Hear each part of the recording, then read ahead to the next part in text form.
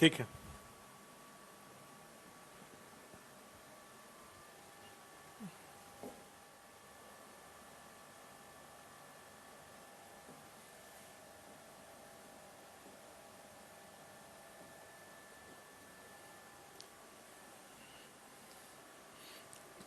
Good evening.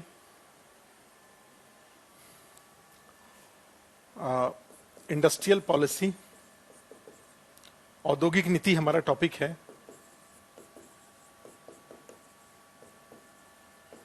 औद्योगिक नीति, और इस औद्योगिक नीति में हमें तुलना करना था 1956 की नीति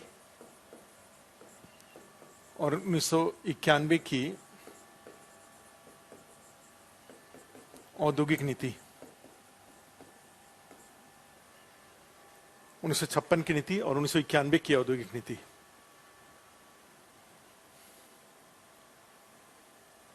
ठीक है, ये हमें इसकी चर्चा है। तो दोनों में तुलना में जाएंगे तो फर्स्ट जो इसमें है कि इसमें था कि नोट कर लीजिए, औद्योगिक क्रियाओं को, समस्त औद्योगिक क्रियाओं को तीन भाग में बांटा गया।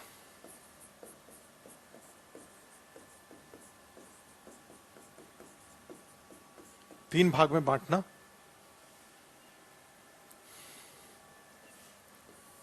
ऐसे ही नोट कर लीजिए। समूह ए, जितने भी उद्योग थे सारे उद्योगों को तीन वर्ग में बांट दिया गया। समूह ए, समूह बी, जहां आपने छोड़ा था उसके आगे लिखना है। औद्योगिक नीति हमारा है, औद्योगिक नीति 2 है, 1956 के 1991 की औद्योगिक नीति, और दोनों में हम लोग तुलना कर रहे हैं। समूह, अच्छा एक चीज लिख सकते हैं, एक मिनट।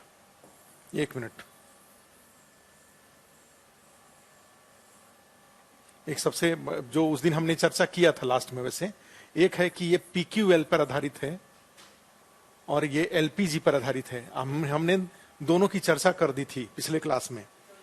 PQL में जानते हैं इसमें क्या है, नियंत्रणों की अधिकता है,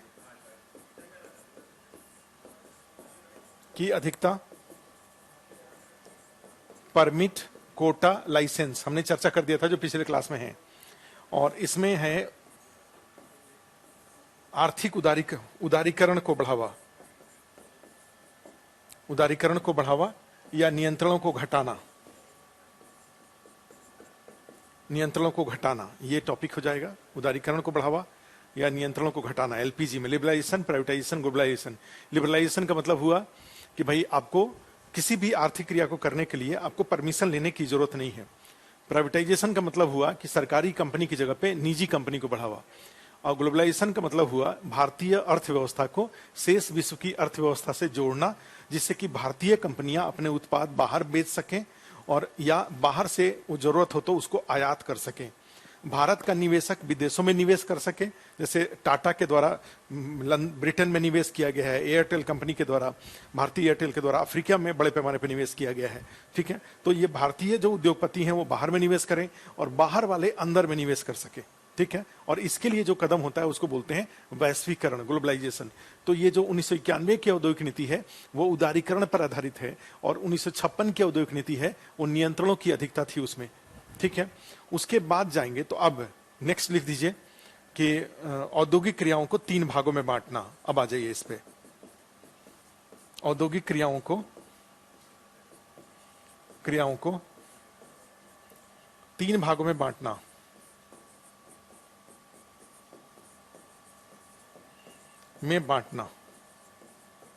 कौन कौन से तीन भाग में? समूह ए,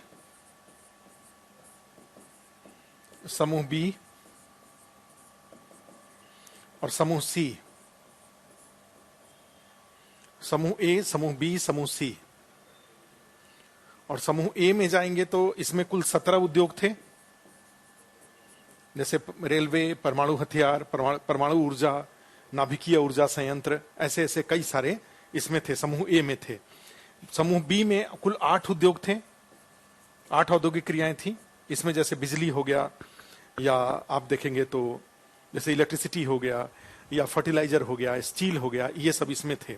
और समूह सी में उपभोक्ता वस्तुएं थी, कंज्यूमर गुड्स, जैसे दूध का हो गया या बिस्किट का हो गया या खाद्य प्रसंस्करण उद्योग जैसे ब्रिटेनिया है, इस तरह का जाएंगे। उसी तरह से मॉडर्न फूड इंडस्ट्रीज होता था, तो कंज्यूमर गुड्स होते थे, जो एफएमसीजी होते हैं ना, फास्ट मूविंग कंज्यूमर गुड्स होते हैं, जैसे मान लीजिए कॉस्मेटिक्स का ही हुआ, इस तरह का सब इसमें आते थे, समूह सी में आता था। तो ये टोटल उद्योगों को 3 भागों में बांट दिया गया, ठीक है। और इसमें क्या किया गया था, ये समूह ए जो था वो सरकार के निवेश के लिए आरक्षित था पूरी तरह से। सरकारी निवेश, केवल सरकारी निवेश इसमें हो सकता था, इसमें कोई निजी निवेश की अनुमति नहीं थी समूह ए में। समूह A is fully reserve for private investment, for public investment. समूह ए हमने क्या कहा, केवल सरकार के निवेश इसमें हो पाएगा समूह ए में। और उसके बाद जो समूह बी है, ग्रुप बी है, इसमें सरकार प्लस निजी, सरकार प्लस निजी, पब्लिक प्लस प्राइवेट दोनों होंगे इसमें। जैसे steel authority of India limited सरकार का और टाटा निजी का, तो ये दोनों इसमें होंगे। समूह सी में जाएंगे उपभोक्ता, इसमें उसके नीचे लिख दीजिए निजी, क्रम चेंज कर दीजिए, निजी प्लस सरकार। क्या मतलब हुआ, माने ये जो सी वाले जो औद्योगिक क्रियाएं हैं उसमें प्राइवेट की भूमिका ज्यादा होंगी, सरकार की भूमिका कम होंगी। जो समूह बी वाले हैं उसमें सरकार की भूमिका ज्यादा है, निजी की भूमिका कम है। और समूह ए वाले हैं उसमें केवल सरकार है, ठीक है, कोई कंफ्यूजन नहीं होना चाहिए। 3 भाग, सारी औद्योगिक क्रियाओं को 3 भागों में बांट दिया गया, ए बी सी। ए में केवल सरकार, बी में सरकार प्लस निजी, और सी में निजी प्लस सरकार, ठीक है, निवेश करेंगे, कंपनियां काम करेंगी, ठीक है। तो ये है। अब इसमें 1991 में इस नियम का क्या किया गया, तो ये जो वर्गीकरण था उसको छोड़ दिया गया। नोट कर लीजिए,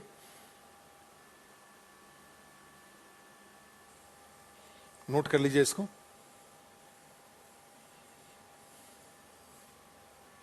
इसमें औद्योगिक क्रियाओं को 3 भागों में बांटना, अब यहां पे लिख दीजिए वर्गीकरण को छोड़ देना, को छोड़ देना, को समाप्त कर देना,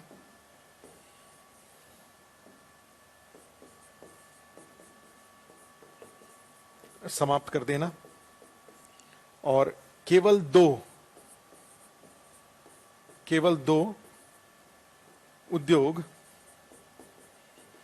सरकार के लिए आरक्षित हैं। अब सरकार के निवेश के लिए आरक्षित हैं। Only 2 industries reserve for public investment, ठीक है। पहले 17 उद्योग थे जो सरकार के लिए आरक्षित थे, अब केवल 2 हैं जो सरकार के लिए आरक्षित हैं। कौन कौन से 2 हैं, दोनों न्यूक्लियर एनर्जी से है, न्यूक्लियर पावर प्लांट और न्यूक्लियर मिनरल्स, ठीक है। तो नोट कर लीजिए इसको। एक है नाभिकीय ऊर्जा संयंत्र, ऊर्जा संयंत्र है, न्यूक्लियर पावर प्लांट है, और खनिज है, नाभिकीय खनिज है, जैसे यूरेनियम वगैरह जो होता है वो नाभिकीय खनिज, मिनरल्स ऑफ न्यूक्लियर एनर्जी, ये 2 ही हैं नाभिकीय खनिज। तो ये 2 ही केवल रिजर्व हैं, बाकी सब प्राइवेट इन्वेस्टमेंट के लिए ओपन हो चुका है, ठीक है, ध्यान रखिएगा इसको। तो ये 2 प्रोविजन आपने लिखा 1956 और 1991 में, एक लिखा पीक्यूएल, दूसरा लिखा एलपीजी, और इस तरीके से आपने लिखा। अब तीसरा लिखिए, तीसरा लाइसेंस अनिवार्य।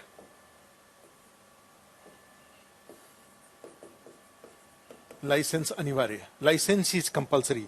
कोई भी काम करना, कोई भी उद्योग करना है, कुछ भी विदेश निर्यात करना है, ठीक है, सबके लिए लाइसेंस कंपलसरी था। और यहां पे लिख दीजिए लाइसेंस आवश्यक नहीं, लाइसेंस आवश्यक नहीं, ठीक है। इसका सिर्फ 4 अपवाद हैं, ओनली 4 इज एक्सेप्शन है, 4 ही केवल अपवाद हैं।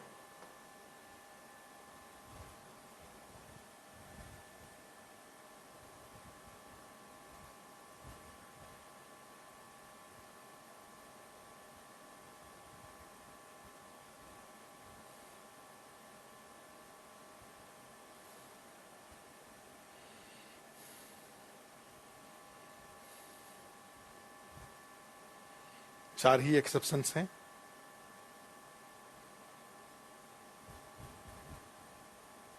एक लिख दीजिए।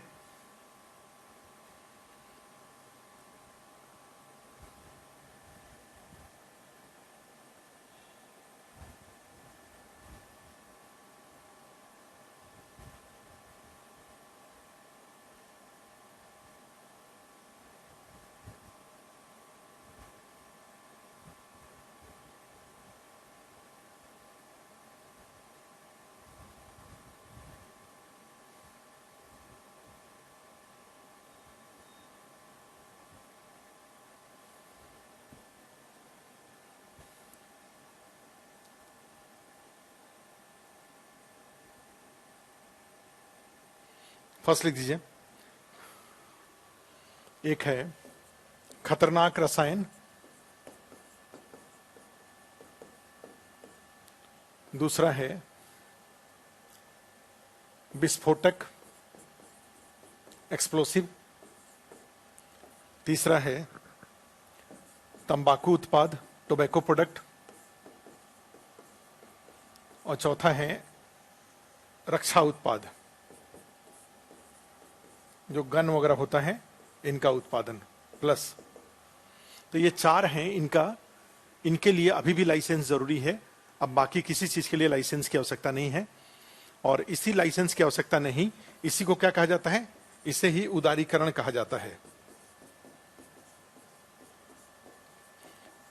है, ठीक है। लाइसेंस की आवश्यकता नहीं, इसे ही उदारीकरण कहा जाता है। नोट कर लीजिए। 4th पॉइंट लिखिए। यहां था सरकारी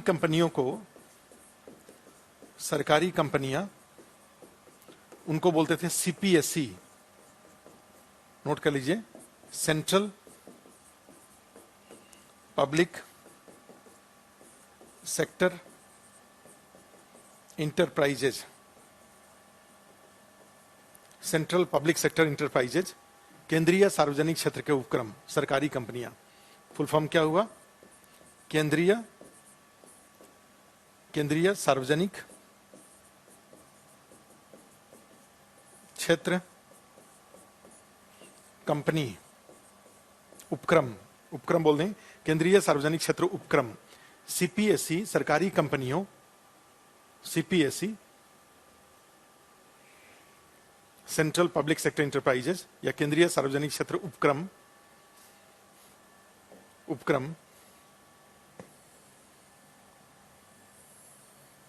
को औद्योगिक विकास का नेतृत्व,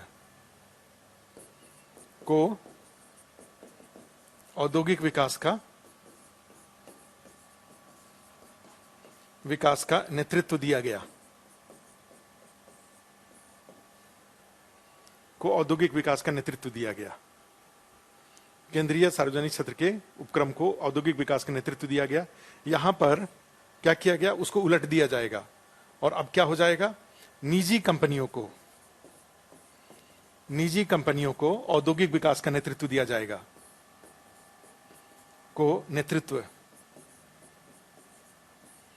निजी कंपनियों को नेतृत्व दिया जाएगा। अब सरकार उन सभी क्षेत्रों से धीरे धीरे क्या हो रही है? ना अल्कोहल नहीं है, अल्कोहल तो जाके देखो सब जगह अवेलेबल है, ठीक है। निजी कंपनियों को औद्योगिक विकास का नेतृत्व दिया जाएगा। उसके बाद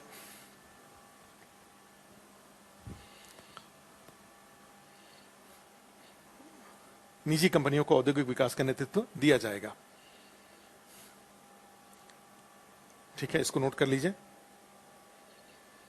दिया गया माने इसमें 1991 में। अब के डेट में जाएंगे तो हर क्षेत्र में जितने भी सेक्टर जाइए, टेलीकॉम सेक्टर जाइए, सिविल एविएशन हवाई जहाज के बिजनेस में जाइए, जहां जाइए, स्टील उद्योग में जाइए, पावर सेक्टर में जाइए, सब जगह से प्राइवेट कंपनीज हैं। जबकि 1991 के पहले जाएंगे तो सब जगह निजी माने सरकारी कंपनी होती थी। तो ये एक हुआ। लास्ट में इसमें 2 पॉइंट और है, नोट कर लीजिए। एक, विदेशी निवेश को हतोत्साहित करना, टू डिस्करेज्ड,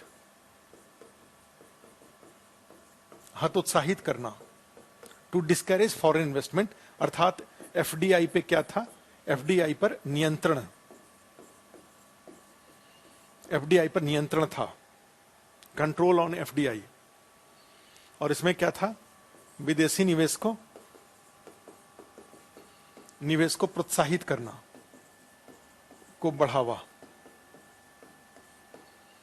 विदेशी निवेश को बढ़ावा, विदेशी निवेश को बढ़ावा, विदेशी निवेश को हतोत्साहित करना, विदेशी निवेश को बढ़ावा।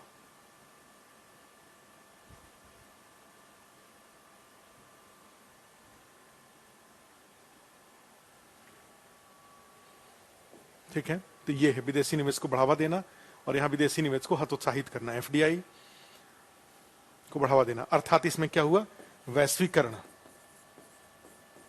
ग्लोबलाइजेशन, वैश्वीकरण को बढ़ावा, और इसके लिए काम किए गए। एक और इसमें किया गया, यहां पे 1969 में 56 में नहीं, 1969 में एक कानून पारित किया गया जिसका नाम था एमआरटीपी एक्ट 1969। एक कानून था, और इसका मीनिंग था, नोट कर लीजिए इसको, monopoly, restricted in trade practices, और उसमें था इसका हिंदी है एकाधिकार व्यवहार में,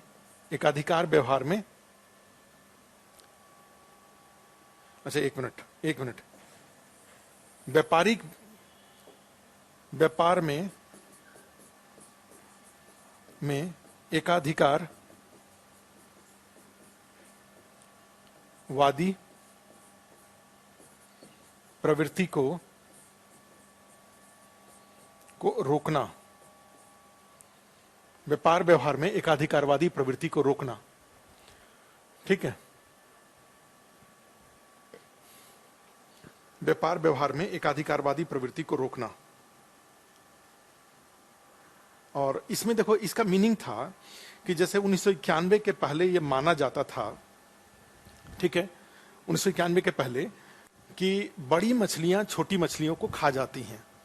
क्या मतलब हुआ इसका, माने कोई कंपनी जितनी बड़ी होगी तो भाई ज्यादा मात्रा में उत्पादन करेंगे वो, और ज्यादा मात्रा में उत्पादन करेंगे, ठीक है, अब प्लस उनके पास चूंकि पैसे ज्यादा हैं तो बेहतर मशीन यूज करेंगे, तो उनका क्वालिटी बेटर होगा, और उनका चूंकि ज्यादा मात्रा में उत्पादन करेंगे तो प्राइस भी कम रहेगा। तो बेहतर गुणवत्ता और मूल्य कम हो तो भाई छोटे छोटे जो लोग उद्योग चला रहे हैं वो इन बड़े की तुलना में वो टिक नहीं पाएंगे, और वो क्वालिटी में भी खराब होंगे, मूल्य भी उनका ज्यादा होगा, तो प्रतिस्पर्धा में वो बंद हो जाएंगे। ठीक है, जैसे मान लीजिए प्लास्टिक का जैसे बाल्टी है, बाल्टी ही था, गांव में यूज होता है, शहर में तो अब कम यूज होता है, बाल्टी था, तो बाल्टी अगर मान लीजिए छोटे उद्योग वाले बनाएंगे और वही बाल्टी बड़े उद्योग वाले बनाएंगे, ठीक है, तो इसमें क्या हो जाएगा, बड़े उद्योग का क्वालिटी बेटर होगा और उनका प्राइस कम होगा। उसी तरह से मान लीजिए जूता चप्पल है, जूता चप्पल अगर मान लीजिए बड़ी कंपनी बाटा बड़ी कंपनी बनाएगी और छोटे छोटे लोग बनाएंगे, दोनों में कंपटीशन में ये छोटे वाले बाहर हो जाएंगे। तो ऐसा ना हो, ये बड़ा वाला का पूरे बाजार में एकाधिकार ना हो, माने जो अकेले वही, जैसे अभी के टाइम पे जाएंगे तो प्रैक्टिकल एक सबसे बड़ा एग्जांपल है कि धीरे धीरे भारत में ये टेलीकॉम इंडस्ट्री है, तो टेलीकॉम इंडस्ट्री सिमटते सिमटते सिर्फ 3 कंपनियों पर आ गई। सरकारी एमटीएनएल, बीएसएनएल बस अंतिम सांस ही गिन रहे हैं, 3 कंपनियों पे आ गए। कौन कौन से, रिलायंस जियो, एयरटेल और आइडिया वोडाफोन। आइडिया वोडाफोन भी अंतिम सांस गिन रहे हैं, ठीक है। अब सोच के देखो, आइडिया वोडाफोन भी, तो अब कौन से रह जाएंगे, रिलायंस जियो और एयरटेल रह जाएंगे 2। क्या 2 कंपनियां भारत के 135 करोड़ लोगों की, जो आज के डेट में शासन की जरूरत, ई कॉमर्स की जरूरत, एजुकेशन की जरूरत, हेल्थ टेलीमेडिसिन की जरूरत, या इस तरह की जितनी टेलीकॉम की जरूरतें हैं, क्या पूरा कर पाएंगी? और कहीं ऐसा हुआ कि रिलायंस जियो अगर अपने बुलिश नेचर में अगर वो एयरटेल को भी खा गया, प्रति कंपटीशन में बाहर कर गया, तो पूरे देश में तो सिर्फ एक कंपनी रह जाएगी, रिलायंस जियो। और रिलायंस जियो उसके बाद क्या करेंगे वो, भाई जो आपको डेटा 250 रुपए में पता चला कि जो डेटा पर डे 2 GB का डेटा मिल रहा है, देखते देखते पता लगा कहेंगे जी 25 रुपए में 2 GB मिलेगा। भाई उनकी भाई अब वही हैं और आपको इंटरनेट की आदत पड़ गई। तो अब इसी को बोला जाता है एकाधिकारवादी प्रवृत्ति, ठीक है। तो 1969 में कानून बनाकर किया गया कि किसी बड़ी मछली को, माने किसी कंपनी को पूरे बाजार पर एकाधिकार, माने अकेले नहीं, ठीक है, तो उसको रोकने के लिए कानून बना दिया गया कि जैसे ही आपका टोटल नेटवर्थ जो 100 करोड़ से ऊपर होगा, आपके ऊपर बहुत सारे रेस्ट्रिक्शंस लगा दिए जाएंगे, ठीक है। और उसके पीछे कंसेप्ट क्या था कि बड़ी मछलियां छोटी मछलियों को खा जाती हैं, इसलिए किसी मछली को बहुत बड़ी मछली नहीं होने दिया जाए, ये था इसमें। तो इसमें लिख दीजिए एक लाइन, अर्थात इसमें क्या हो जाएगा, इसमें लिख दीजिए अर्थात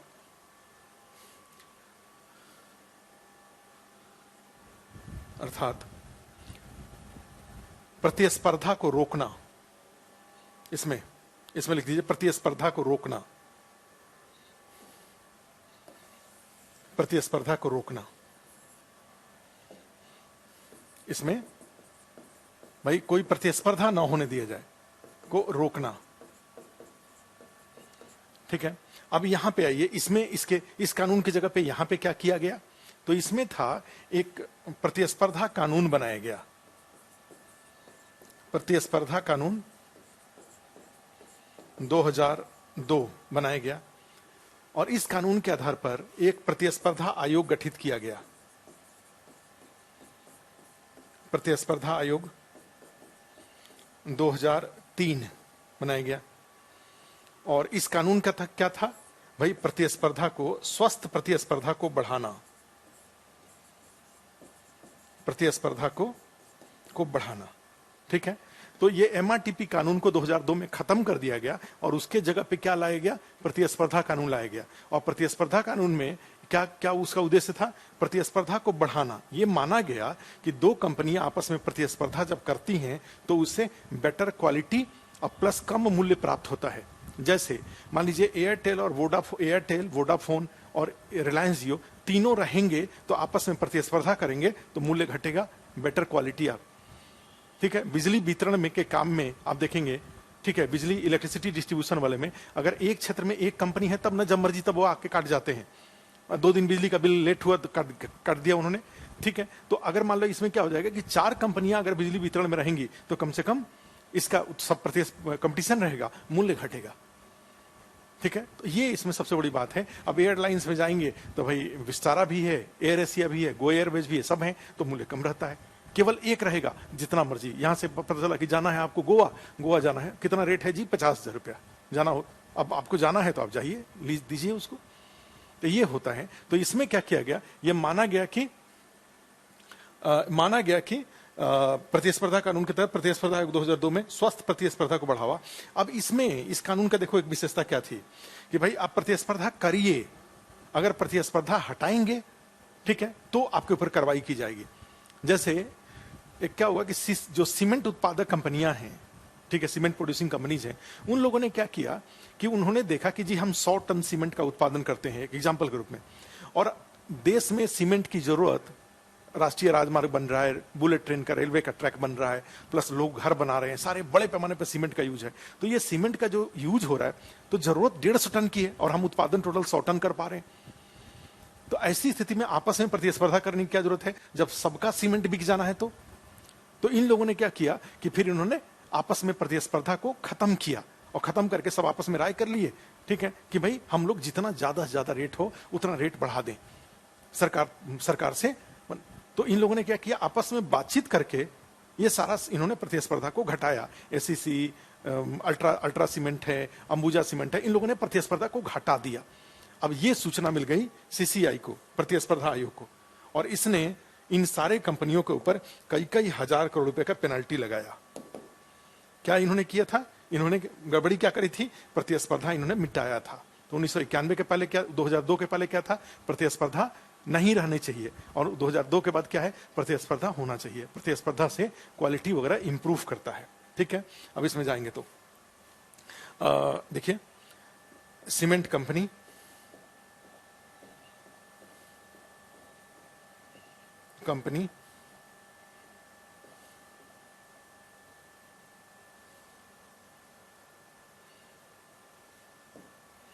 यही देख लो,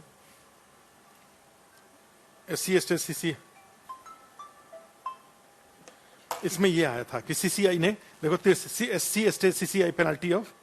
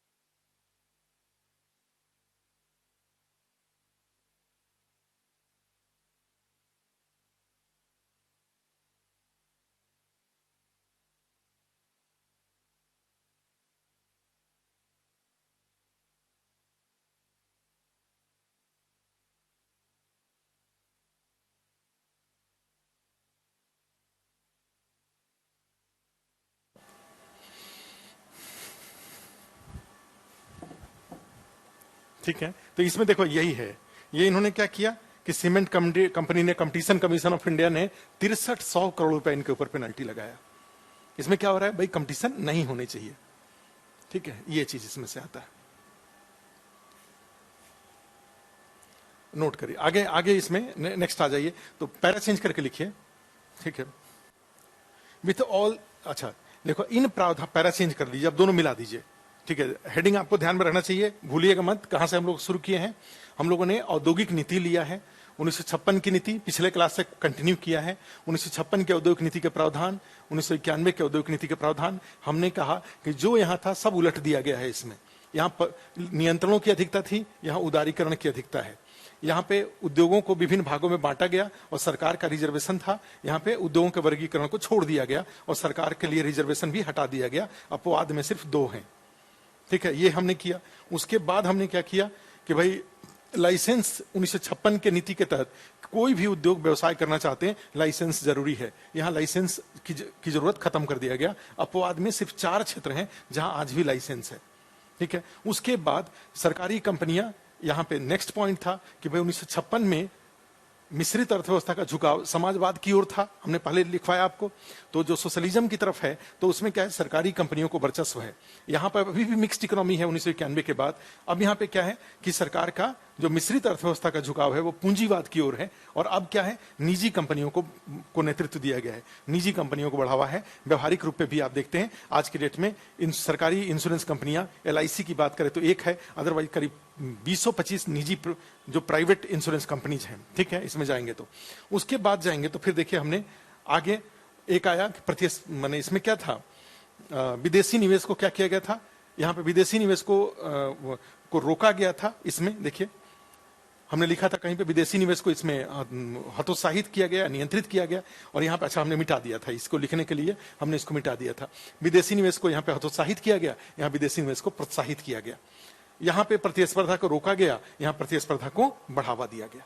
ठीक है, तो 1956 के औद्योगिक नीति में जो प्रावधान थे, 1991 के औद्योगिक नीति में उन प्रावधानों को पूरी तरह से उलट दिया गया और इसी को नई औद्योगिक नीति के नाम से जाना जाता है। पैरा चेंज करके अब दोनों को मिला के लिखिए। देखो इस प्रकार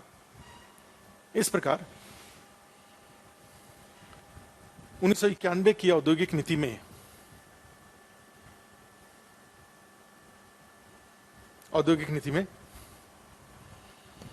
उदारीकरण के अनुरूप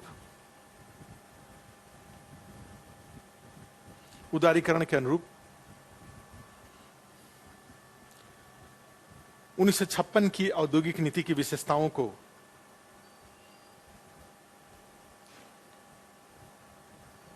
को बदल दिया गया, को उलट दिया गया। लिख दीजिए, विशेषताओं को उलट दिया गया,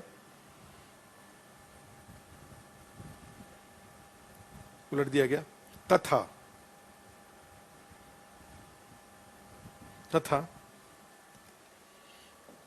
देश में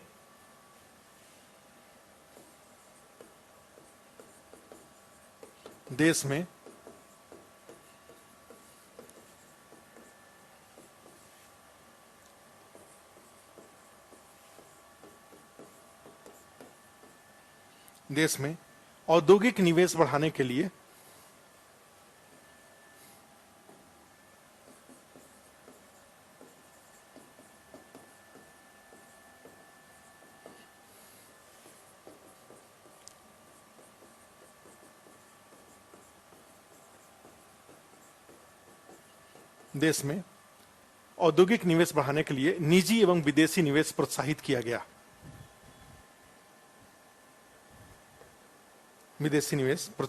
गया।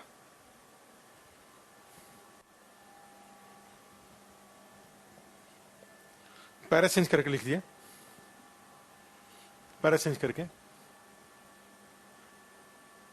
देखो 1991 की औद्योगिक नीति के अनेक सकारात्मक पक्ष रहे।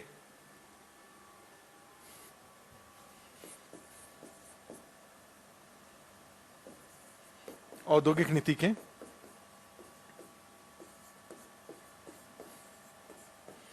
सकारात्मक पक्ष रहे,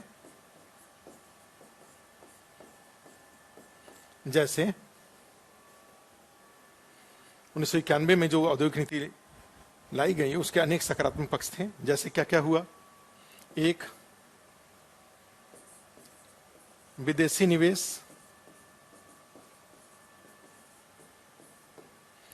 एवं निजी निवेश बढ़ा।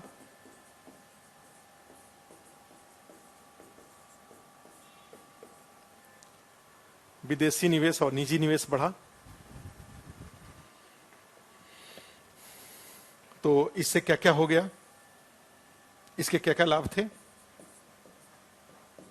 पूंजी की समस्या का समाधान हुआ। भारत में पैसा ही नहीं था कि नया एयरपोर्ट बनाए, समस्या का समाधान।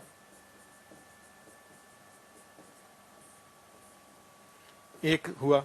दूसरा हुआ, आधुनिक तकनीक आया।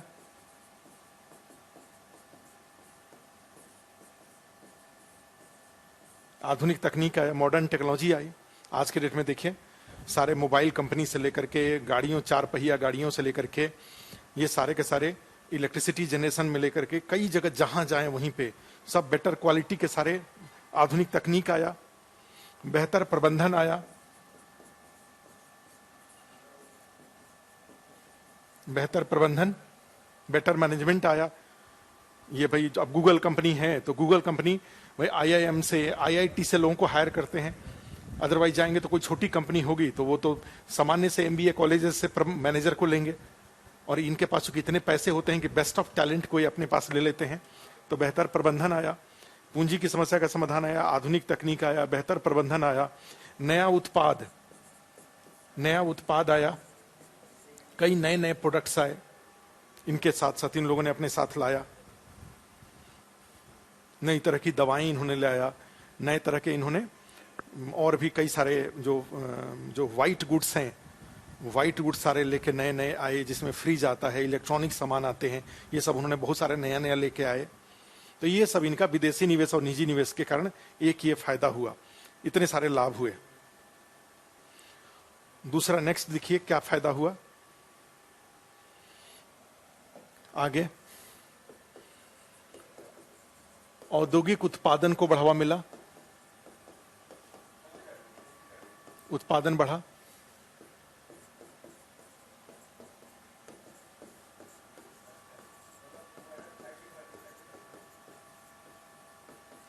नेक्स्ट, सीपीएसई की दशा में सुधार हुआ। भाई ये निजी कंपनी, बहुराष्ट्रीय कंपनियां जो फॉरेन कंपनीज आई तो इससे ओवरऑल इंडस्ट्रियल प्रोडक्शन इंडिया में बढ़ गया, एक हुआ। सीपीएसई की दशा में सुधार हुआ। सीपीएसई क्या है, आप अभी हमने लिखा था, सेंट्रल पब्लिक सेक्टर इंटरप्राइजेज, जो सरकारी कंपनी है वो है, ठीक है। जो सरकारी कंपनी है वो सरकारी कंपनीज में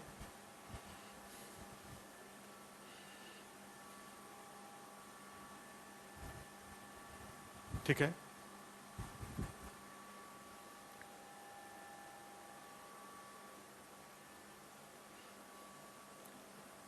औद्योगिक उत्पादन बढ़ा, सीपीएसई की दशा में सुधार हुआ।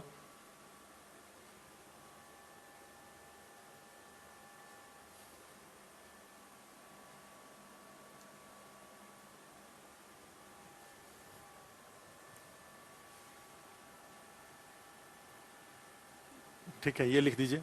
माने जो अधिकांश सरकारी कंपनियां जो घाटे में थी वे सारी कंपनियां आज अधिकांश कंपनियां आज लाभ में हैं। अधिकांश कंपनियां लाभ में हैं।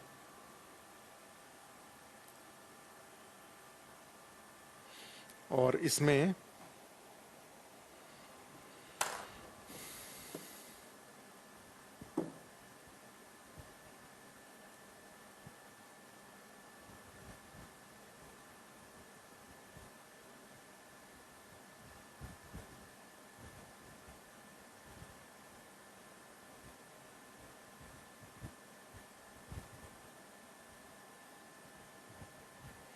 इसमें उसी में एक लाइन लिख दीजिए।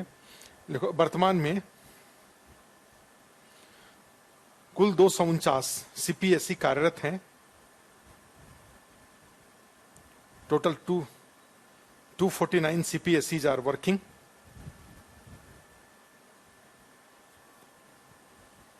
कार्यरत हैं।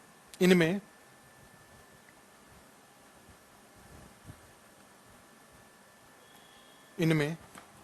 एक मिनट रुक जाइए।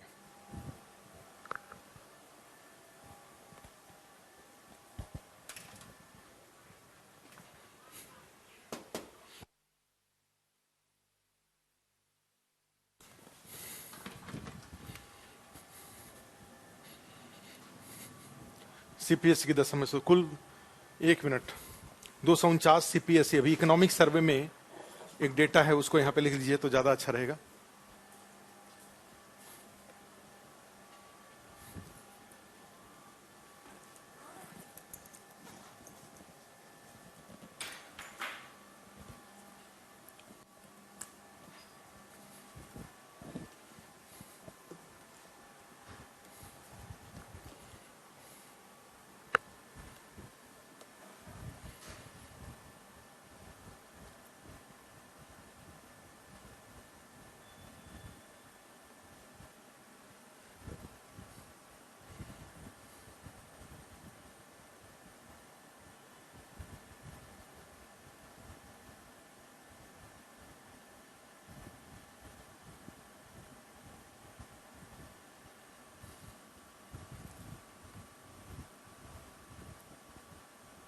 सीपीएस में लिखिए कुल, इसमें इकोनॉमिक सर्वे, जो लेटेस्ट इकोनॉमिक सर्वे है उसमें है इंडिया में कुल सीपीएसई जो अभी काम कर रही हैं उनकी संख्या है क्या लिखे, 249 जो लिखे हैं उसमें लिख दीजिए 256। कुल 256 सीपीएसई कार्यरत हैं। इनमें out of these 171 are profit making. इनमें 171 लाभ अर्जन कर रही हैं। 256 56 कार्यरत, मन करे तो ब्रैकेट में लिख सकते हैं। टोटल जो सीपीएसई इंडिया में वैसे हैं उनकी संख्या है 366। कुल संख्या 366 है। 256 कार्यरत हैं और इनमें जाएंगे तो इनमें 179 are profit making. Economic survey के लेटेस्ट डेटा के अकॉर्डिंग है ये। आउट ऑफ 171, सॉरी 171 लाभ अर्जन कर रही हैं, जबकि पहले मेजोरिटी ऑफ जो सीपीएसई थे वो सारे क्या थे, घाटे में थे। तो एक तो हुआ औद्योगिक उत्पादन बढ़ा, दूसरा सीपीएसई की दशा में सुधार हुआ। 171 सीपीएसई लाभ अर्जन कर रही है। नेक्स्ट लिख दीजिए आधारित संरचना विकास, संरचना विकास, इंफ्रास्ट्रक्चर डेवलपमेंट हुआ। अब सारा देखिए, रोड का देखिए, रेलवे का देखिए, एयरपोर्ट का देखिए, टेली कम्युनिकेशन में देखिए, सब जगह हुआ इंफ्रास्ट्रक्चर। संरचना विकास हुआ दोनों तरह से, मात्रात्मक भी, क्वालिटेटिव भी और क्वांटिटेटिव भी, गुणात्मक भी, दोनों तरह से बढ़े हैं ये। नोट कर लीजिए इसको। नेक्स्ट लिख दीजिए औद्योगिक उत्पादन में विविधता। उत्पादन में विविधता, इसका क्या मतलब हुआ? जैसे आज की डेट में जाएंगे 1991 के पहले की बात करिए तो एक महिंद्रा कंपनी का एक जीप होता था, हिंद मोटर का एक एम्बेसडर कार होता था और एक फिएट कंपनी का एक होता था। तो 2-3 तरह की गाड़ियां ही भारत में थी। 1991 के बाद आज की डेट में गिनती नहीं कर सकते हैं कि कितनी कंपनियां हैं ऑटोमोबाइल्स इंडस्ट्रीज में और उनके कितने वेरिएंट्स हैं। ठीक है, आप मारुति सुजुकी में ही आप गिनती करके देखिए कितने सारे वेरिएंट्स हैं। तो 1991 में आप सोच के देखिए। ठीक है, सेंट्रल पब्लिक सेक्टर इंटरप्राइजेज बताया तो केंद्रीय माने सेंट्रल गवर्नमेंट का, नरेंद्र मोदी, रामनाथ कोविंद जी की कंपनी सीपीएसई का मतलब हुआ। भारत के राष्ट्रपति के नाम पर ये सब कंपनियां होती हैं। औद्योगिक उत्पादन में विविधता आया है, माने आज की डेट में बहुत तरह के, कम से कम 100 तरह से ज्यादा मोबाइल हैं, 100 तरह से ज्यादा चिप्स हैं, बिस्किट्स हैं। इनके अलावा जाएंगे तो और भी कॉस्मेटिक्स में जाएंगे, टूथपेस्ट में जाएंगे तो कितने तरह के टूथपेस्ट हैं। ऑटोमोबाइल्स इंडस्ट्री में कितने तरह के ऑटोमोबाइल्स इंडस्ट्रीज हैं, आप सोच के देखिए। तो औद्योगिक उत्पादन में विविधता आया है। कस्टमर्स के पास बेटर सिलेक्शन के ऑप्शन आज की डेट में अधिक है औद्योगिक उत्पादन में। ठीक है, उसके बाद क्या होगा कि प्रतिस्पर्धा और भारतीय औद्योगिक उत्पादों की प्रतिस्पर्धात्मक क्षमता में सुधार। नेक्स्ट लिख दीजिए भारतीय औद्योगिक उत्पादों की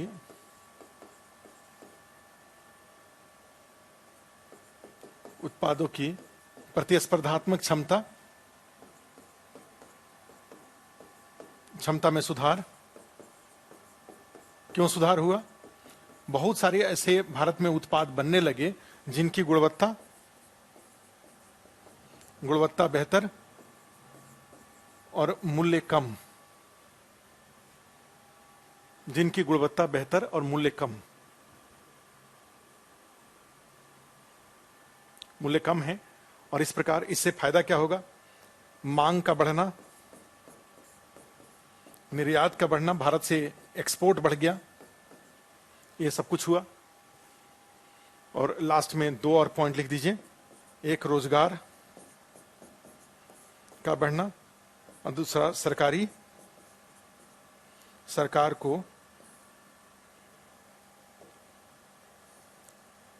को की कर आय में वृद्धि, आय का बढ़ जाना, टैक्स इनकम गवर्नमेंट का बढ़ गया। क्यों? क्योंकि आप देखेंगे कि ये जितनी कंपनियां हैं वो सारी कंपनियां कोई निगम कर देती हैं, जीएसटी देती हैं, आयात कर देती हैं, बहुत तरह के कर। तो जितनी ज्यादा कंपनियां होंगी उतना ही जीएसटी कलेक्शन आएगा, उतना ही सीमा शुल्क कर आएगा, इस तरह से बहुत सारे टैक्स आएंगे। ठीक है, तो रोजगार का, सरकार की कर आय का बढ़ जाना, तो ये इसमें है। पैरा चेंज करके देखो, इन सकारात्मक पक्षों के साथ 1991 की औद्योगिक नीति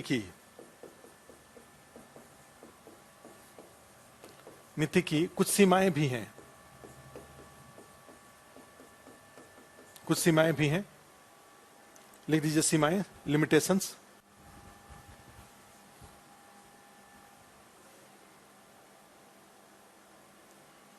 उन्नीस सौ 91 की औद्योगिक नीति की कुछ सीमाएं भी हैं, और उसमें लिख दीजिए कौन कौन सी सीमाएं हैं। एक, जैसे आर्थिक सुधारों की गति धीमी है, आर्थिक सुधार गति मंद, आर्थिक सुधार की गति मंद है, स्लो है। तो इससे नुकसान क्या हुआ? अन्य देशों की तरह भारत में निवेश कम, चीन के, मलेशिया, ब्राजील की तुलना में भारत को निवेश कम प्राप्त हुए। अन्य देशों की तुलना में निवेश कम आया,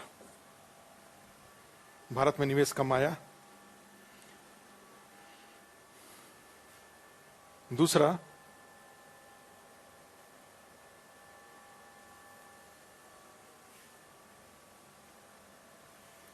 तुलना में निवेश कम आया। आगे लिखिए,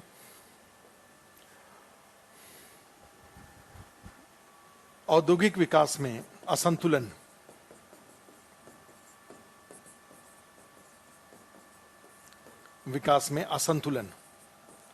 और यह असंतुलन कई तरह के हैं, और इसमें दोनों हैं, क्षेत्रीय भी है, क्षेत्रीय असंतुलन भी है, और उत्पाद असंतुलन भी है। कुछ ही तरह के उत्पाद भारत में, अब जैसे ऑटोमोबाइल्स है तो भाई कंज्यूमर ज्यादा, तो उसकी भरमार लगी हुई है, मोबाइल की भरमार लगी हुई है, तो ऐसे उत्पाद ज्यादा बनते हैं। अब बड़े बड़े मशीन बनाने की बात है तो आज भी उसको आयात करना पड़ता है। जो रक्षा उत्पाद है आज भी उसका इंपोर्ट करना पड़ता है। ठीक है, तो औद्योगिक विकास में संतुलन है। मैक्सिमम जो औद्योगिक विकास हो रहा है वो गुजरात में, महाराष्ट्र में, ठीक है, इन्हीं नोएडा में, गुड़गांव में, इन्हीं सब जगहों पे हो रहा है। बहुत सारे ऐसे क्षेत्र हैं जहां पे निवेश नहीं हो रहा है। जबकि 1991 के पहले अगर आप ज्योग्राफी में जाकर के मैप देखेंगे इंडिया का औद्योगिक विकास का, तो आपको सब जगह डॉट्स दिखेगा। आपको इलाहाबाद में भी डॉट्स दिखेगा, बनारस में भी डॉट दिखेगा, आपको गोरखपुर में भी डॉट्स दिखेगा, आपको बरौनी में भी डॉट्स दिखेंगे, आपको मतलब पूरे देश में क्रॉस आपको दिखेगा। आपको बिलासपुर में भी दिखेगा, आपको रायपुर में भी दिखेगा, आपको दुर्ग में भी दिखेगा। ठीक है, हर जगह आपको दिखेंगे। आपको पंजाब में नांगल में भी दिखेगा, आपको पानीपत में भी दिखेगा। ठीक है, ऐसा नहीं है कि कहीं एक ही जगह पे सारे के सारे डॉट्स दिखाई देंगे, माने औद्योगिक कारखाने सब एक ही जगह दिखाई देंगे। ठीक है, ये सब तो अलग अलग जगह, सब जगह पे क्या है, अलग अलग जगहों पे जाएंगे। तो लेकिन अब मोस्टली जो उद्योग हैं सब कुछ ही जगहों पे हैं, और इस तरह से क्षेत्रीय असंतुलन हो गया। इनके अलावा जाएंगे तो और सीमाओं में जाएंगे तो अस्वस्थ प्रतिस्पर्धा, एमएनसी जो होती हैं, बहुराष्ट्रीय कंपनियां, मल्टीनेशनल कंपनीज, इसको बोलते हैं बहुराष्ट्रीय कंपनियों का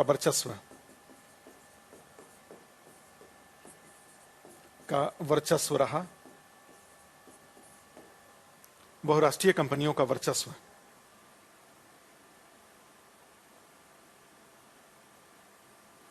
ठीक है, बहुराष्ट्रीय कंपनियों का वर्चस्व है। छोटी छोटी कंपनियां क्या हो जाएंगी, सब साफ हो गई बिल्कुल। सारे बड़े बड़ी कंपनियां आकर के भारत में एक तरह से छा गई। ठीक है, नेक्स्ट एक और लिख सकते हैं कि औद्योगिक विकास के माने रोजगार का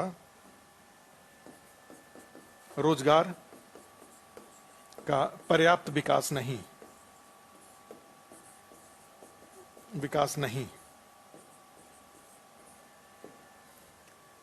रोजगार का पर्याप्त विकास नहीं। इसी में एक और लिख सकते हैं औद्योगिक विवाद। चूंकि कानून सारे जटिल हैं तो इस कारण से बहुत तरह के विवाद भी होते हैं। भूमि अधिग्रहण से संबंधित विवाद हो जाता है, जैसे नंदीग्राम में, या उस तरह से जाएंगे तो सिंगूर में, नंदीग्राम में, अलीगढ़ के पास, नोएडा के पास, बहुत जगह पे इस तरह के औद्योगिक विवाद है। ये कानून नहीं है, लिख दीजिए औद्योगिक विवाद।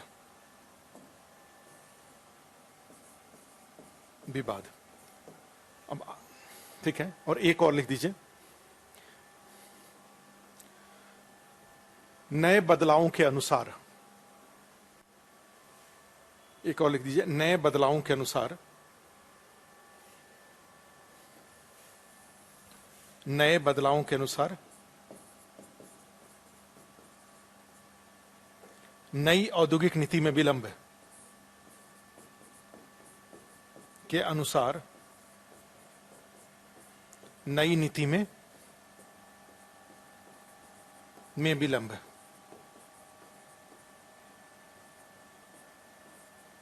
नई नीति में विलंब। ठीक है, क्योंकि अब देखो 1991 की औद्योगिक नीति, आज से कितना साल हो गया, 30 साल पहले के औद्योगिक नीति को अभी भी नई औद्योगिक नीति के नाम से पढ़ाया जाता है। जबकि अब आ गया, अब तो बहुत सारी चीजें चेंज हो गई। इंटरनेट का बड़े पैमाने पर उपयोग होने लगा, ये रोबोट्स वगैरह का बड़े पैमाने पर उपयोग होने लगा। तो ऐसी स्थिति में जो 1991 में जब औद्योगिक नीति आया था, तब औद्योगिक उत्पाद कम होते थे। आज के डेट में बहुत तरह के औद्योगिक उत्पाद हैं, नए नए तरह के व्यवसाय आ रहे हैं। तो उस सबको ध्यान में रखते हुए आपको अब समय आ गया है कि नई औद्योगिक नीति लाई जाए।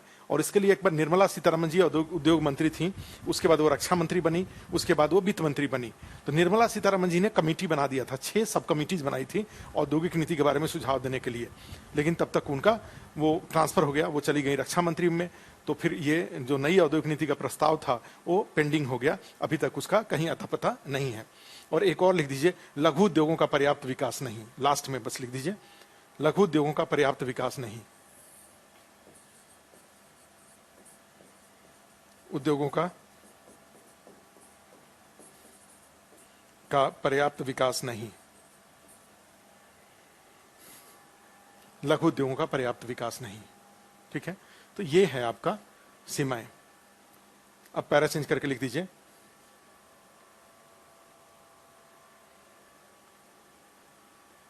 देखो इन सीमाओं को दूर किया जा रहा है। इन सीमाओं को दूर किया जा रहा है। जैसे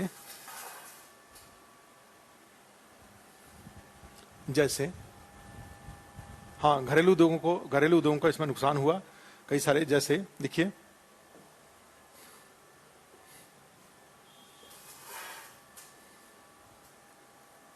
जैसे सीपीएससी का विनिवेश एवं निजीकरण,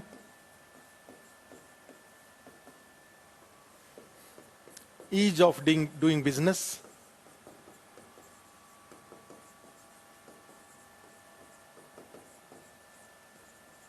बिजनेस के लिए उपाय,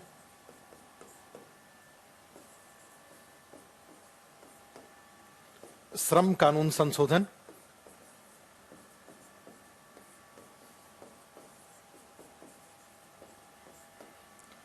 आधारित संरचना विकास,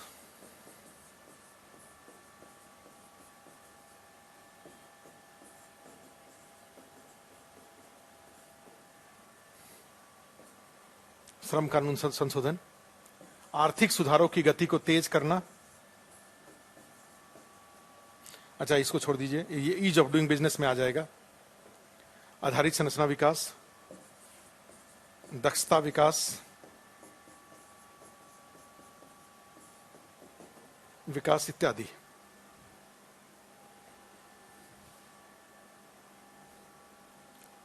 दक्षता विकास इत्यादि लिख सकते हैं। और मेक इन इंडिया कार्यक्रम, औद्योगिक गलियारा योजना,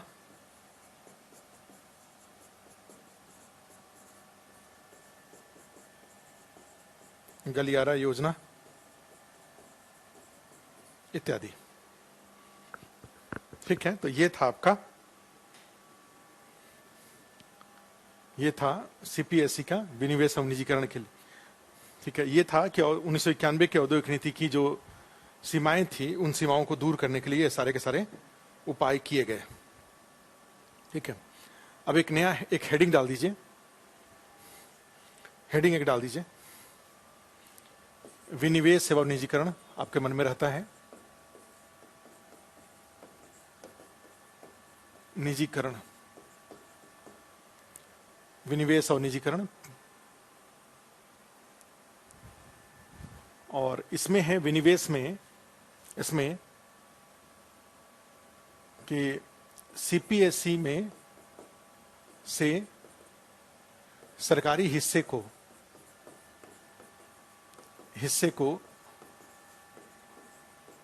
बाहर निकालना या बेचना। विनिवेश का मतलब होता है कि सीपीएसई से सरकारी हिस्से को बाहर निकालना या बेचना। यह 100% से शुरू होता है, से प्रारंभ, और 0% तक जारी रहेगा, तक जारी। 100% से प्रारंभ होता है और 0% तक जारी रहता है। मान लीजिए आपका कहीं पे आपका 1000 स्क्वायर मीटर आपका जमीन है, आप 100% उसके मालिक हैं। कल आपने सोचा कि इसमें से 100 मीटर बेच दूं, 100 स्क्वायर मीटर है उसको बेच देता हूं। ठीक है, मैंने 10% हिस्सा उसमें से बेच देता हूं, तो इसको क्या कहेंगे? विनिवेश। ठीक है, फिर आपने 10% बेच दिया, फिर आपने 10% बेच दिया, सब विनिवेश हुआ। जो निवेशित था उसको आपने बाहर निकाला। कल आपने अगर 51% हिस्सा किसी को बेच दिया, तो अब क्या हो जाएगा? 49% आपका हो गया, 51% किसी और का हो गया। तो अब उस जमीन का टेक्निकल टर्म में कंपनी कानून के तहत उसका अब कोई भी डिसीजन लेने का काम होगा, वो 51% वाला करेगा। इसको कहेंगे निजीकरण।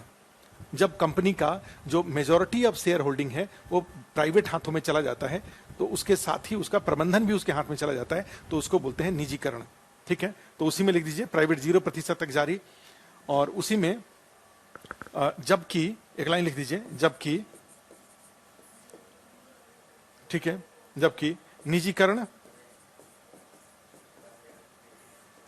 एक अवस्था है जब कंपनी का 51% हिस्सा निजी हाथों में बेच दिया जाता है। हाथों में। निजीकरण सिर्फ एक बार होता है, विनिवेश कई बार हो सकता है। हाँ, विनिवेश कई बार होता है, निजीकरण सिर्फ एक ही बार होगा। निजीकरण के बाद भी मान लो 51 हमने बेच दिया, 49 अभी भी सरकार का है। 49, जैसे आपका उस जमीन में अभी भी मान लीजिए 49% हिस्सा है, आप 9% बेचेंगे तो भी उसको विनिवेश कहेंगे, आप पूरे 40% को बेचेंगे तब भी उसको विनिवेश कहेंगे। प्राइवेटाइजेशन हो चुका है। तो निजीकरण सिर्फ एक बार होता है, विनिवेश कई बार हो सकता है। ठीक है, ध्यान रखिएगा। तो जबकि निजीकरण एक व्यवस्था है जब कंपनी का 51% हिस्सा निजी हाथों में चला जाता है, और इस प्रकार प्रबंधन भी निजी हाथ में, प्रबंधन भी निजी हाथ में चला जाता है। और उसमें लिख दीजिए 1991 में इसकी भारत में मुख्य रूप से 1991 के बाद इसकी शुरुआत हुई। भारत में मुख्य रूप से 1991 के बाद इसकी शुरुआत हुई। 1991 के बाद इसकी शुरुआत हुई।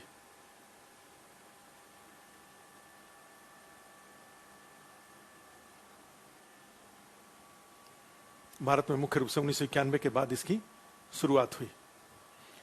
और उसी में लिख दीजिए, विनिवेश के लिए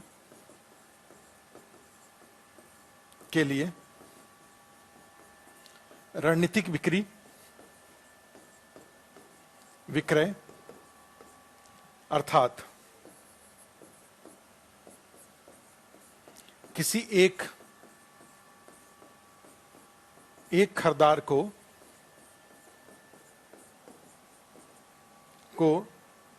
हिस्सा बेचना। क्या मतलब हुआ?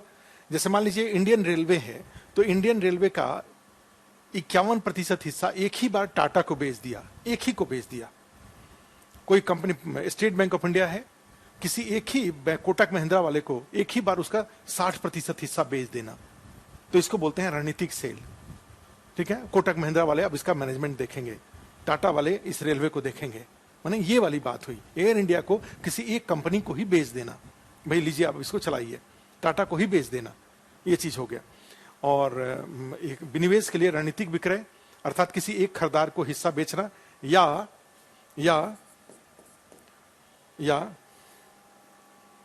जनता के लिए शेयर जारी करना, या जनता के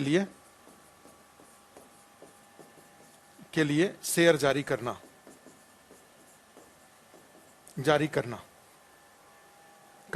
जैसे तरीके अपनाए जाते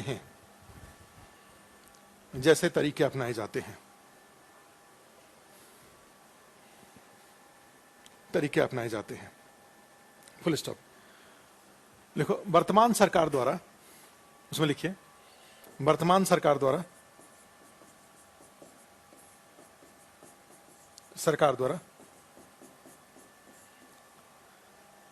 उन सभी क्षेत्रों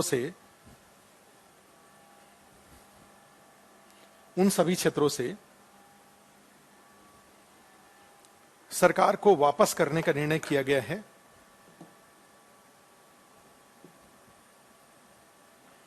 जहां निजी क्षेत्र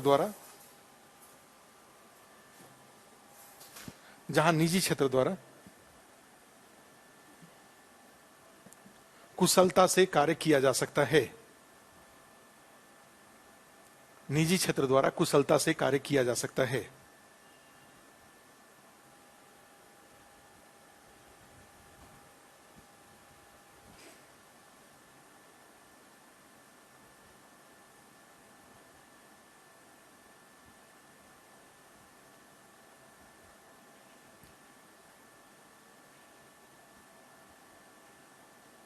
देखो, बजट 2021-22 में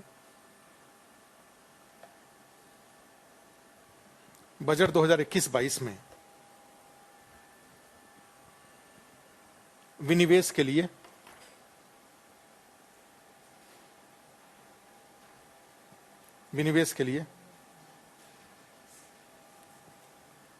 $1.75 लाख करोड़ रुपए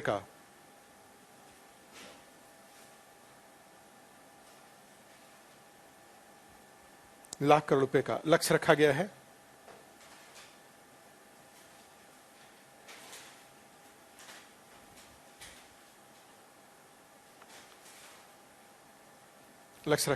तथा इसके तहत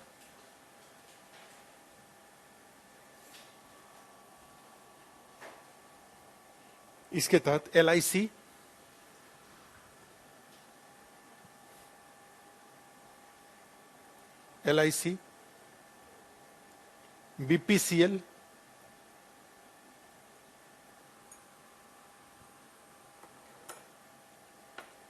विभिन्न बैंक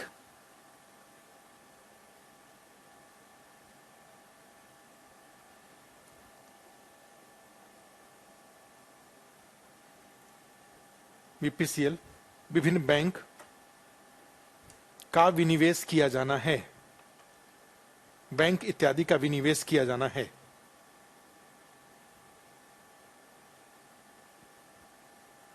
का विनिवेश किया जाना है।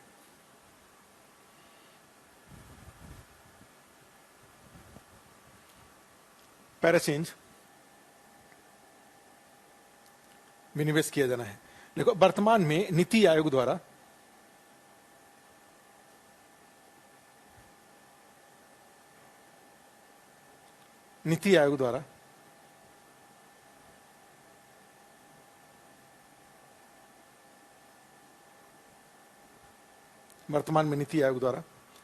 विनिवेश एवं निजीकरण से संबंधित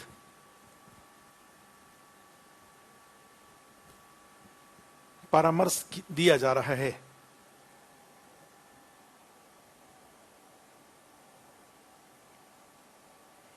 विनिवेश एवं निजीकरण से संबंधित परामर्श दिया जा रहा है।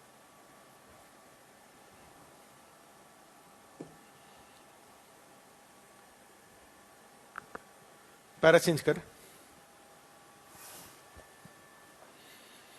देखो, विनिवेश का उद्देश्य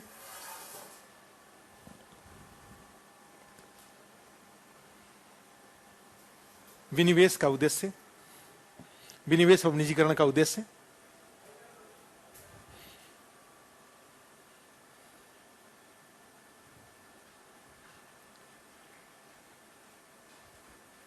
सरकारी कंपनी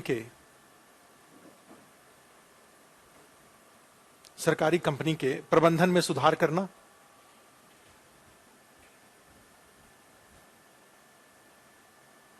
सरकारी कंपनी के प्रबंधन में सुधार करना,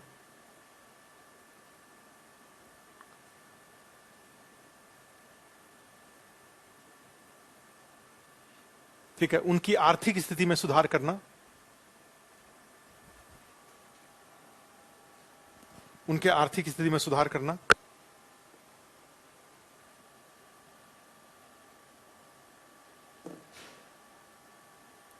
ऐसी कंपनियों को प्रतिस्पर्धात्मक बनाना,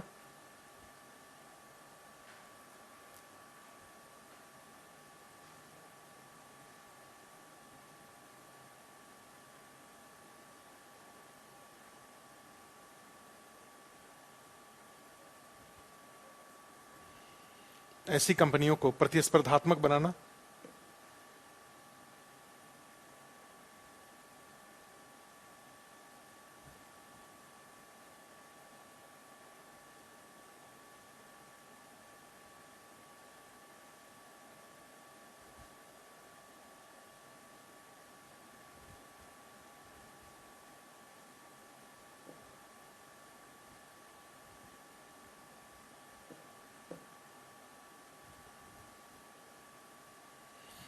प्रतिस्पर्धा, देखो, उनके उत्पादकता में सुधार करना,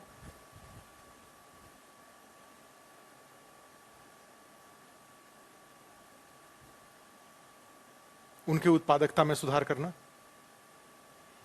तथा अन्य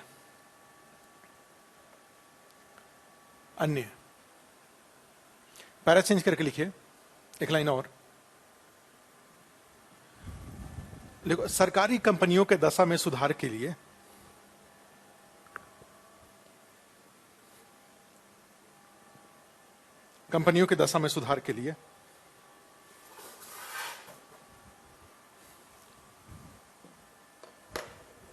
विनिवेश एवं निजीकरण के साथ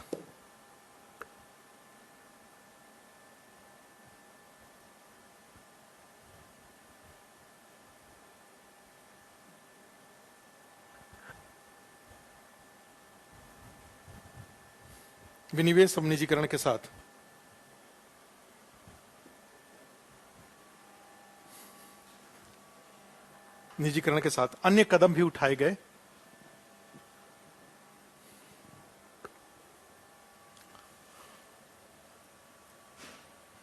जैसे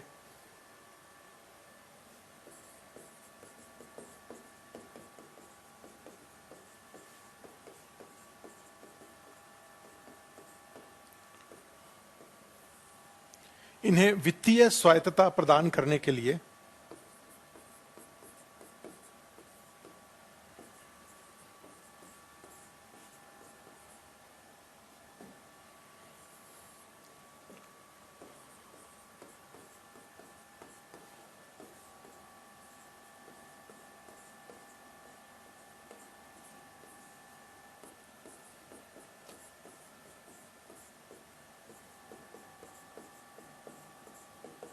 वित्तीय सहायता प्रदान करने के लिए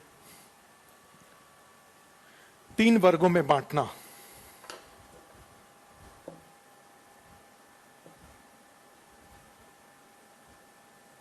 तीन वर्गों में बांटना, जैसे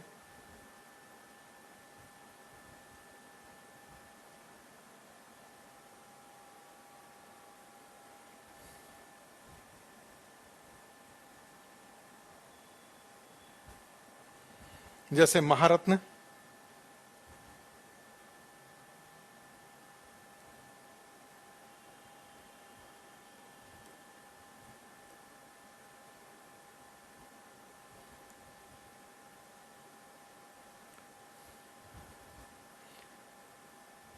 देखो महारत्न कंपनियों की संख्या कितनी है? महारत्न कंपनियों की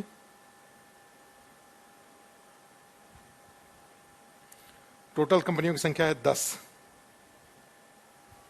महारत्न कंपनियों की संख्या है 10 और इसमें इसके नीचे लिख दीजिए 5,000 करोड़ रुपए तक स्वयं व्यय कर सकते हैं, यानी ये जो कंपनी है मंत्रालय से पूछे बगैर खुद ही 5,000 करोड़ रुपए तक व्यय कर सकती हैं कंपनियां। ये महारत्न कंपनियां हैं वो। These companies can make expenditure up to 5,000। अब इनकी संख्या में जैसे जाएंगे तो महारत्न में जाएंगे तो एक BHEL है, BEL, एक है BPCL है, भारत पेट्रोलियम है, कोल इंडिया लिमिटेड है, gas authority of India limited है। इस तरह से 10 कंपनियां हैं। NTPC है जो आप नाम जानते हैं सबका। तो ये कंपनियां बिना अपने मंत्रालय से पूछे हुए 5,000 करोड़ रुपए तक खुद खर्च कर सकती हैं। NTPC द्वारा 5,000 करोड़ रुपए तक खर्च किया जा सकता है। नेक्स्ट लिखिए नवरत्न में इनकी संख्या टोटल अभी के टाइम के अनुसार जाएंगे तो टोटल 14 है, 14 नवरत्न है, 14 है, ठीक है। 1,000 करोड़ रुपए तक व्यय, माने बिना उनसे अपने मंत्रालय से पूछे हुए ऐसी कंपनियां 1,000 करोड़ रुपए तक व्यय कर सकती थी। और इनका बेस्ट एग्जांपल जैसे है उसमें एयरपोर्ट अथॉरिटी ऑफ इंडिया है, उसके अलावा जाएंगे तो कोचिन शिपयार्ड है, गोवा शिपयार्ड है, हिंदुस्तान कॉपर लिमिटेड है, ऐसे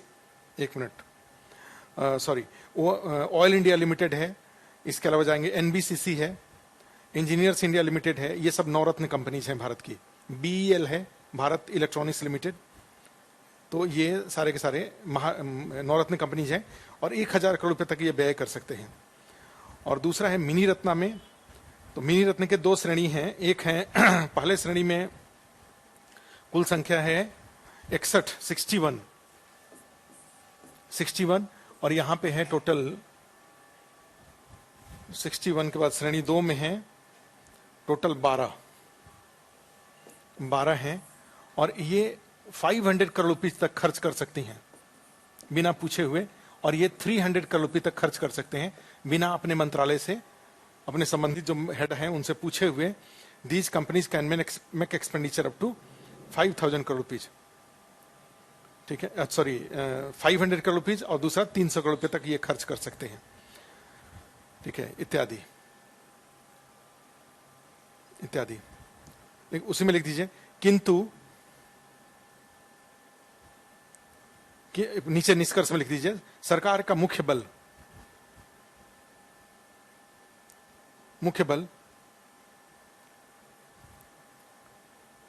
CPSE के विनिवेश एवं निजीकरण पर है। विनिवेश और निजीकरण पर है, जिससे निजी कंपनियों द्वारा इनका बेहतर संचालन किया जा सके।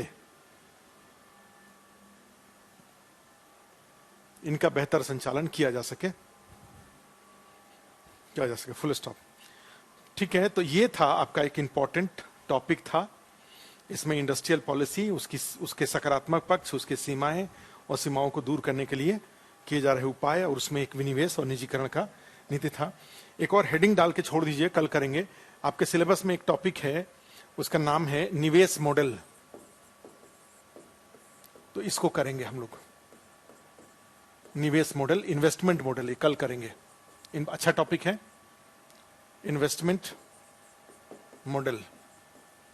कॉपी खूब सुंदर बनते जाना चाहिए, सबसे बड़ी बात है। ये सारे टॉपिक का एक कॉपी बन जाएगा तो आईएएस बनने का तरीका, चाहे पीसीएस हो चाहे कोई भी एग्जाम हो, कॉपी बनने से जाता है। अगर आपके पास सिलेबस की जरूरत के अनुसार कॉपी नोट्स बन गया, उस नोट्स को 10 बार पढ़ेंगे तो उतना ज्ञान हो जाएगा, और उतने ज्ञान के बाद जो बचा हुआ ज्ञान है वो अपने आप हो जाता है। ठीक है, लेकिन पता चला कि बहुत कुछ ज्ञान के चक्कर में जो बेसिक ज्ञान है वो भी नहीं हो पाया, कुछ भी ज्ञान नहीं हो पाया। तो सोच के देखो, इकोनॉमिक्स खत्म होते होते आपके पास एक सुंदर सा कॉपी बन जाएगा, और ये कॉपी को अगर आप 10 बार पढ़ जाते हैं तो इकोनॉमिक्स का नॉलेज, अगर उतना नॉलेज हो गया, ठीक है।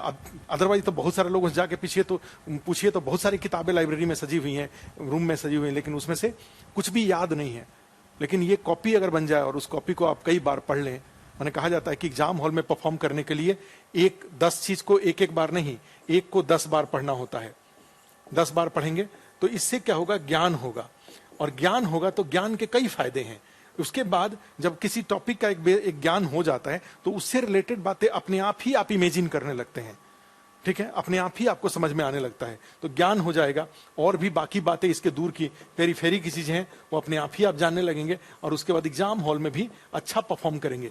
और एग्जाम हॉल में अच्छा परफॉर्म करेंगे तो सिलेक्शन होगा। नॉलेज होना मोस्ट इंपॉर्टेंट है, और नॉलेज होने के लिए 10 चीज को एक एक बार नहीं, एक को 10 बार। और वो एक कहां से आएगा, यही ये जो क्लास नोट्स है जो हम लोग क्लास में आपको लिखवाते हैं, यही क्लास नोट्स एक स्रोत है जिसको कि आपको 10 बार पढ़ना चाहिए, और ये क्लास नोट्स आपका अच्छे से बन जाना चाहिए। हमारी कोशिश यही है कि हम आपको एक अच्छे से आपके सिलेबस के अनुसार क्लास नोट्स बना कर दें। अब निवेश मॉडल है, इसके बाद एक टॉपिक आपका होगा इंफ्रास्ट्रक्चर, तो वो हो जाएगा। और उसके बाद लास्ट टॉपिक आपके लिए रहेगा एग्रीकल्चर, कृषि। अच्छा, एक और टॉपिक है गरीबी बेरोजगारी वाला, और उसके बाद एग्रीकल्चर। थोड़ा टाइम लगेगा, ठीक है, हमें लग रहा है कि कम से कम 20-22 घंटे 25 घंटे मान के चलिए लगेगा, थोड़ा उससे ज्यादा भी लग सकता है, तो ये हो जाएगा ये। ठीक है, तो आज इतना ही। ठीक है, थैंक यू।